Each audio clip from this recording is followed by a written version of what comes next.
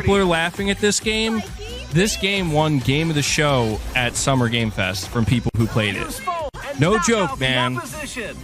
This game might be really good. Fritzy, he's up. Don't they have medicine they're supposed to take, these assholes? I don't know. I'm seeing some people say that the state of play was like a C. Really? You think so? You're grading it a C, not even a B? What about it made it a C? I thought that was really good. I'm a lazy Mexican. I don't like to rush my way to do anything, which is why I'm extra salty today, because I had to put down Starfield for about an hour just to make sure I could attend yet another State of Mid, meant to do nothing but waste my goddamn time. Maybe that was the whole point of this event. Sony's so desperate to get people off of Starfield, they don't care for how long. Even if it's 30 minutes, it's enough for them. Because I can't think of a single reason why they would have this showcase. If you thought the one they had a few months ago was bad, then you ain't seen nothing yet. Just when I thought nothing could get more copy-pasted than the dungeons in Starfield, or the buildings in Spider-Man 2, along comes Sony to basically show us the same dance moves they were showing us before. And before you ask, no, I didn't wake up to watch the Nintendo showcase. You really think I'm gonna get up early in the morning to watch that? No, I don't want to sound like an entitled little twat, because 2023 has been a stacked year, and to ask for any more is just kind of ridiculous at this point. And yet, for some reason, coming out of this event, I feel like I should be compensated. It's a perfect case of, if you got nothing new to show us, don't bother showing. And I would be a lot more forgiving of it if this basically wasn't a condensed version of the summer showcase they had. Well, at least they started it off right, opening up a show with what is basically a Dreamcast guy simulator. Called Baby Steps. It's basically Human Fall Flat with textures, and it looks fun. I'm definitely going to try it for the lulz, because if you've never had a session where you played Human Fall Flat with friends, faded as fuck, then you clearly don't know what a good time is. But it's nice to see that someone finally took the idea of Human Fall Flat and said, hey, let's throw in some dialogue, some HD textures, and slap on a bit of a story. Why not? It looks like it'll be fun on 5 tabs of acid, so I'll definitely be on the lookout for that one when it comes out. Then they followed it up by sending out female Bubbles, who looks like she would be perfect for the cast of Trailer Park Girls. Unfortunately, they didn't put Alana Pierce on screen, so when they decided to bring out this chick to tell us that Roblox was coming to PlayStation, I nearly fell off my chair. I mean, don't get me wrong, 15 years ago it would have been a big deal, but in 2023 this could have been announced as a tweet or a blog post. Then we move on to tonight's first abomination, the All-Inclusive Ghostbusters video game. And I'm sorry, but this is fugly to look at.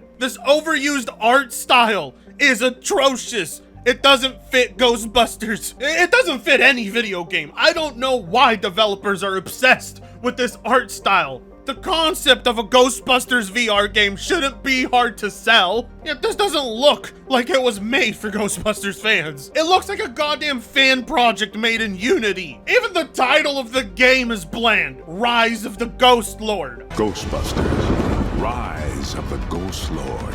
Daring today, aren't we? I mean, honestly, Ghostbusters is the perfect IP for VR, but hardly anything that'll make me actually buy one. But my god, what they've done to this franchise is criminal. Everyone who's contributed to the downfall of Ghostbusters should be locked up. It's such an easy thing not to fuck up, that when you do fuck it up, it makes me feel like you did it on purpose. Why you choose to present Ghostbusters like this instead of handing it to a studio to treat it right, you know, treat it like it's actually the Ghostbusters intellectual property, is beyond me. Then we move on to another highlight of the showcase, Resident Evil 4 VR and the Separate Ways DLC expansion. Now, it's quite obvious the DLC for Ada is going to sell more than the actual VR game, but it still looks really neat. Far better than the Ghostbusters VR game, that's for sure. And honestly, if you haven't played Resident Evil 4, playing this remake in VR would be an amazing experience. But again, this is all stuff we knew was already coming. I mean, yeah, it's nice to see it in action, I guess, but definitely not anything worth tuning into. And then we move on to yet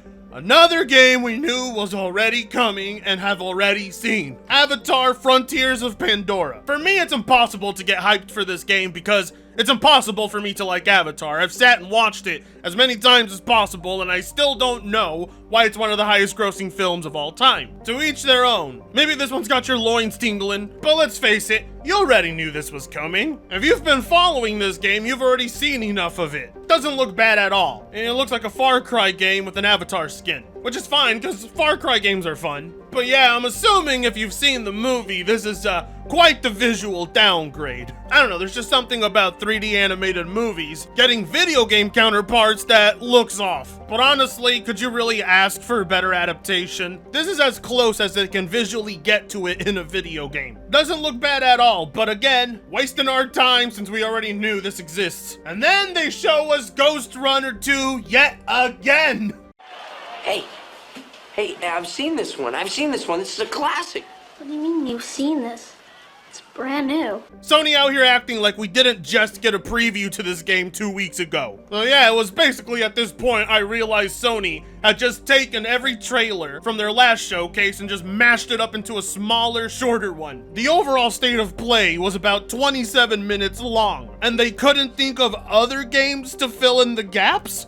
Are you kidding me? Oh, but of course the best thing finally happens after that. Another classic PlayStation transition. If I ever find one of these lying around again, I swear to fucking God, I will stop being so polite. That's completely over the top just to announce that they have 3 new colors of the PS5. And based on how much effort Sony put behind that 3D animation, you can tell where all of their thought and focus went. Because clearly none of it went into the lineup of games here. The way that transition went, you thought they were about to announce the PS5 Pro. But this is typically what Sony does at their events. They always fool you into thinking they're about to show you something badass. And yet it always ends up being something like the PlayStation Portal or the PlayStation Airbuds. Stop showing me Airbuds! Stop showing me Airbuds! 3 different colored PS5s. Thank you, Sony!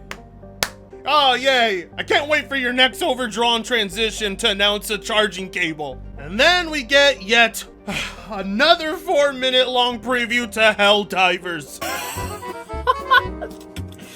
Kill me, please. I want to die. And I kid you not, it's basically the same shit we've been seeing. For the love of God, Sony, we've seen enough of Helldivers 2. You're acting like this is all new to us. I mean, at the very least, it doesn't look bad. But it by no means looks like anything worth taking up 4 minutes of your state of play. The fact this got as much showtime as Final Fantasy Rebirth is ridiculous. And you're not going to convince me by editing in fake voice chat. This is about as convincing as the voice chat when they were previewing Anthem. All I can say about Helldivers 2 is it looks like a video game. Then we move on to what everyone tuned in for no reason at all, because the previews were gonna drop today anyway, Marvel's Spider-Man 2. A game that nobody knew was coming out, obviously. I mean, this is the first time we're seeing it. I mean, I don't know why it's here. It doesn't make the show better or worse. It just fills in more time. As for Spider-Man 2, it looks great. It looks much more expansive than Miles Morales did, and the inclusion of Venom makes this one of the hottest games of the year. I mean, come on, it's Venom. There's no possible way they could mess up Venom. Parkouring has been improved, web swinging mechanics improved, load times massively improved, and an entire second half of the city to explore.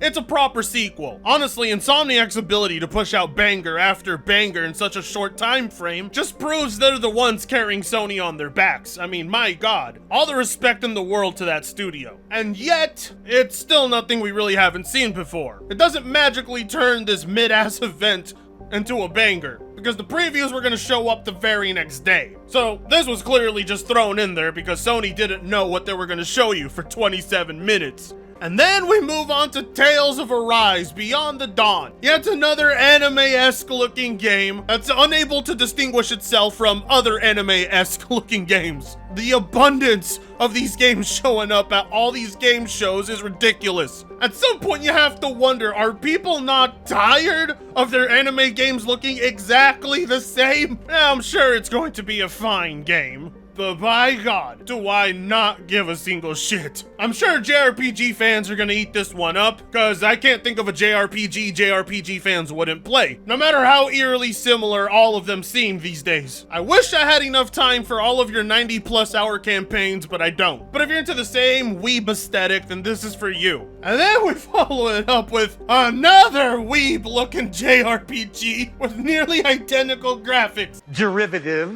Honkai Star Rail. And what do you want me to say? It's another weeb JRPG game where they don't even bother to try and look different. I wish I had something to say, but until JRPGs actually try to look different and sound different, I don't care. And finally, we move to the highlight of the show, the game everyone's been waiting for, of course, Foam Stars.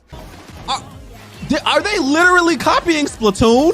You shameless bastards! Yeah, Foam Stars again. I know I'm being way too harsh on this game, but I mean, my God, the balls on Sony to have this be one of the games to close out the show. People care about this game as much as they did the last time you showed it. The only reason it got heads turning was to laugh. And of all the things you could have shown us again, this shouldn't have been one of them. But who knows, hopefully the marketing pays off, because Splatoon does need some competition, I guess. How much of a chance it stands, however, I don't know. But knowing Square Enix, the servers will probably be shut down in about 2 years. But the beta will be open on the 29th, so I don't know. If you own a PS5, go give it a chance. Because based on how much Sony has highlighted this game, they're expecting you to. And then finally, we end off the night on an actual highlight. Final Fantasy VII Rebirth, the long-awaited expansion to a game that should have been finished 7 years ago. And based on that reveal, looks like it still won't be finished after this expansion. Square Enix is really milking Final Fantasy VII for all it's worth. I mean, they haven't stopped milking this game since the 90s. Because let's face it, it's the most memorable one. Unless you're a real Final Fantasy fan. Because if you are, then you would know 6 is the best. I mean, there's not much to say. The game looks great. It will definitely be worth all your time and money. And I think this was the highlight worth tuning into because you finally got that release date. But I don't know if it was worth sitting through all of this mid to get. See, one of my biggest complaints about the summer showcase was it could have been condensed. I didn't think Sony was going to take my advice so literal because that's exactly what they did. They condensed their 2023 showcase into this one. Easily the laziest, most uninspiring one. I don't know why it exists. The only thing entertaining about it was watching everyone else's reactions. Definitely not worth anyone's time, let alone Sony's, so I'm giving it a D. Sony left everyone feeling like how I leave a girl feeling after a one-night stand. That's it? Well, this isn't getting me hyped up for 2024 at all. So I swear to God, Jim Ryan, the next time you wake me up at noon for an event like this, I might pull off a Malcolmum. If any of you mega gaming corporations make me put down Starfield and waste my time yet again, I'm gonna lose it. This Crimson Fleet final space battle is aggravating enough as it is. So wake me up when there's a Bloodborne PC port. And until then, you should consider liking, commenting, sharing, and subscribing if you so choose to. I'll be seeing you in the next one. Fritango sucks ass.